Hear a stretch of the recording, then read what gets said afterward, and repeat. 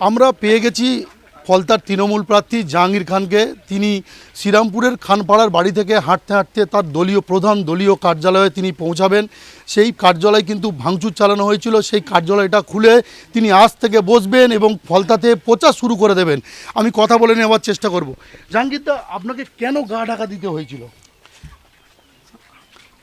দেখো, আমি ইসিআইয়ের কাছে অনুরোধ করব যে ভোটটা যাতে নিরপেক্ষ হয়, কিন্তু আমি তো নিরপেক্ষ ভোটটা বুঝতে পারছি না। প্রথম কথা হচ্ছে, কাউন্টিংয়ের পরে তো আর রিপোল হয় না। কাউন্টিংয়ের পরে যে সরকার আসবে সেই সরকারের পক্ষে মানুষ বেশিরভাগ চলে যাওয়ার সম্ভাবনা থাকে, সেটা যেই সরকার আসুক।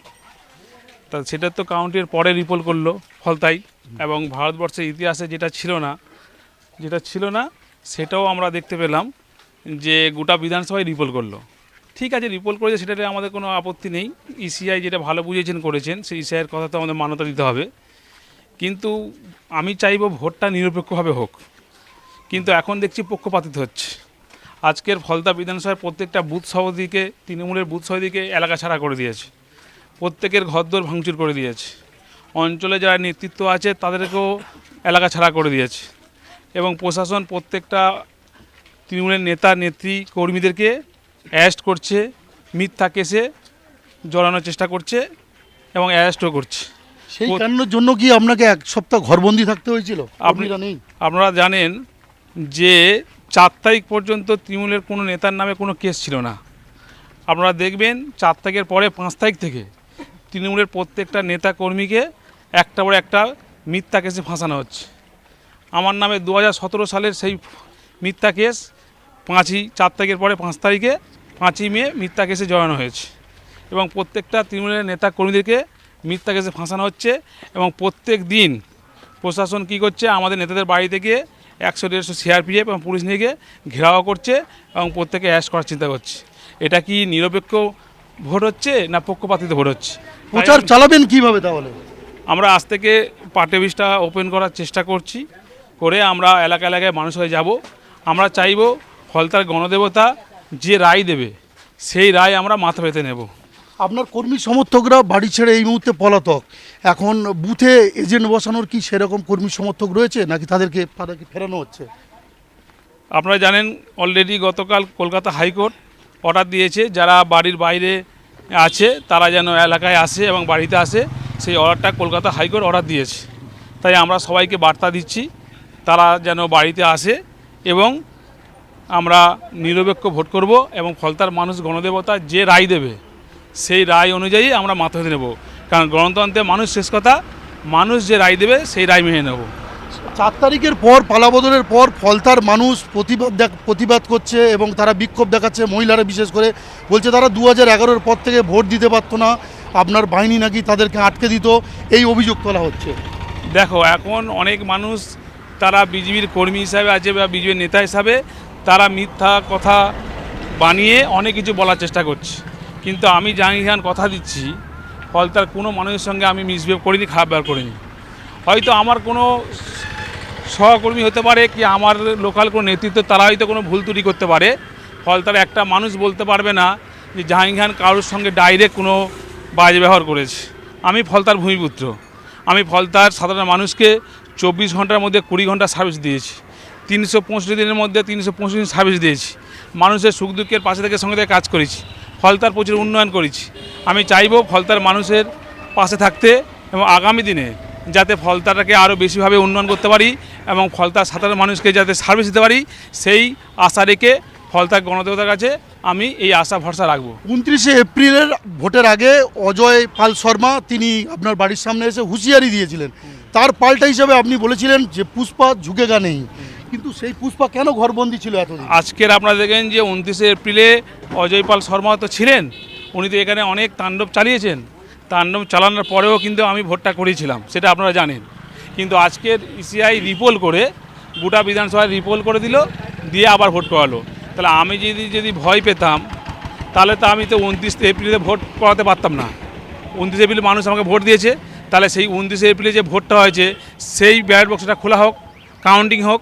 কিন্তু আজকের সরকার চেঞ্জ হয়ে যাওয়ার পরে মানুষ জানেন তো সরকারের আন্ডারে থাকার মতো মানসিকতা প্রত্যেকটা মানুষের, কিংবা মানুষ ভয়ে আতঙ্কিত হয়ে আছে, কিন্তু ফলতার মানুষ তারা ভয়ে যে আতঙ্কিত হয়ে আছে, কিন্তু তারা জাহাঙ্গীর খানের সঙ্গে ছিল, আছে এবং আগামী দিন থাকবে, সেই বিশ্বাসটা আমি রাখি। কিন্তু ফলতার দিকে দিকে আপনার বিরুদ্ধে ক্ষোভ জানাচ্ছে, তারা বলছে যে আপনি অত্যাচার চালিয়েছেন, এরকমভাবে রাস্তায় আসছে, এটা কি মানে এটা বিজেপি নেতাকর্মীরা তারা প্ল্যানিং করে কৌশল করে এটা করছে।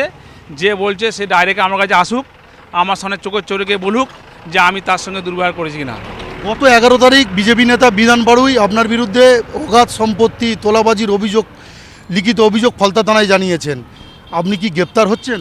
দেখুন, যে বিষয়টা গতকাল পরশু দিনে যেটা থানায় এফআইআর করেছে, ওটা আমি প্রার্থী হওয়ার আগে ওটা ওরা হাইকোর্ট করেছিল। হাইকোর্ট করার পরে আমি হাইকোর্টে আমাদের সুজয় পাল চিফ জাস্টিসের সঙ্গে বেঞ্চিতে আমাদের বিচার হয়েছিল, হিয়ারিং হয়েছিল, এবং সেখানে সুজয় পাল আমাদের এই কেসটাকে ডিসপোজাল করে দিয়েছে এবং সেই চিঠি আমরা আইসিকে দেওয়া হয়েছে। তাই ওরা যতই মিথ্যা কেস করার চেষ্টা করুক করতে পারবে, কেন হাইকোর্ট অর্ডার দিয়েছে, কেসটা ডিসপোজাল করে দিয়েছে। সেই চিঠি আমি আইসি সাহেবকে পিডিএফ করে পাঠিয়েছি এবং প্রত্যেকটা থানা এসপি অফিসে সেই চিঠি আছে যে এই কেসটা ডিসপোজাল করে দিয়েছে।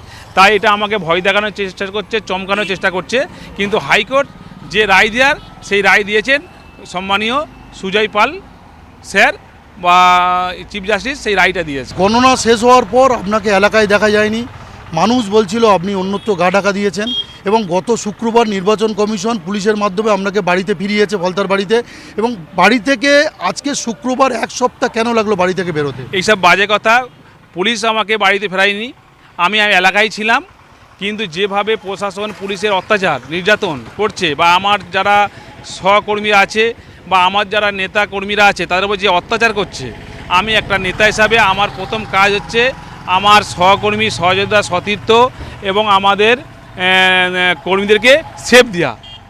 তাই তাদেরকে সেফ দেওয়ার জন্য আমি চেষ্টা করেছিলাম যে আমি একটু ডিফেন্সিভ খেলতে পারলে ছেলেরা যাতে সেফ পায়, ছেলেরা যাতে শান্তি থাকতে পারে, ছেলেদের যাতে অসুবিধা না হয়, তার জন্য আমি বাড়িতেই ছিলাম। এখানে সবাই নাটক করে, অভিনয় করে, অনেক মিথ্যা, যে পুলিশ আমাকে সাপোর্ট দিয়েছে, পুলিশ আমাকে বাড়িতে ফেরানোর চেষ্টা করেছে। পুলিশ নিজেই জানে না যে আমি বাড়িতে আছি কিনা বা বাড়ি আসছি কিনা, পুলিশ নিজেই জানে না। এইগুলো মিথ্যাভাবে যে যত রকমভাবে কথা বলছে, আমরা কিছু বলছি না। ঝড় আসে, ঝড় আবার চলে যায়, তাই অনেক মানুষ অনেক কথা বলার চেষ্টা করছে, আমি এতে কর্ণপাত করছি না।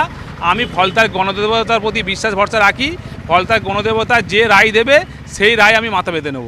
21 তারিখে পুনর্নির্বাচন, আজ 6 দিন বাকি, আজকের কি দলীয় কার্যালয় খুলছেন এবং কিভাবে স্ট্র্যাটেজি সাজাচ্ছেন যে প্রচারের জন্য? ঠিক আছে, আজকের আমরা দলীয় কার্যালয় ঘুরছি, আস্তে আস্তে আমরা প্রত্যেকটা অঞ্চলের যারা নেতাকর্মী আছে তাদের সঙ্গে যোগাযোগ রেখে কিভাবে আগামী দিনে 21 তারিখের ভোটের প্রস্তুতি নিতে পারি সেই দিকটা আমরা চেষ্টা করছি। একেবারেই কথা বললাম জাহাঙ্গীর খানের সঙ্গে, তিনি কিন্তু একেবারে হাঁটতে হাঁটতে তার দলীয় কার্যালয়ের সামনে চলে এসেছেন। ঘটনার পর থেকে তাকে কিন্তু আর এই কার্যালয়ে দেখা যায়নি, এবং জাহাঙ্গীর খান এই মুহূর্তে কিন্তু একেবারে দলীয় কার্যালয়ের সামনে চলে এসেছেন।